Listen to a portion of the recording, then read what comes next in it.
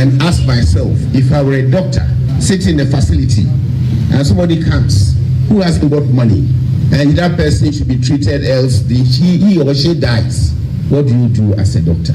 I don't know what you go through, but we begin to think of them as well. So my plea is that yes, health insurance delays payments, but of late they are paying small. Let me use that phrase. They are paying small. So why should not use that harsh word, extort from the poor patients? You understand what catastrophic expenditures are? There are certain disciplines that we cannot even go. As I stand here, I have somebody with an estimate for orthopedic intervention for 53,000 Ghana cedi. Yesterday in the night, by 8 o'clock, that lady was sitting in my house. The previous time, she chased me in my office, MP's office in Doma. I was just getting into my car. She showed me the cost estimate. I said, Madam, I cannot afford. Only on you, 53,000. What about the rest who have queued looking for support from the MP?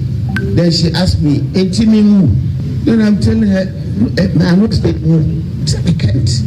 But that is the situation that we have in our system. What do we do about this? So we need strategies, not from the DG alone, not from anybody in the ministry headquarters, but how we can get cheaper implants supply for people to use so that they get out of these challenges. If I tell you what some of us MPs are going through, at times you regret having subjected yourself for elections to become an MP. Oh, that is true.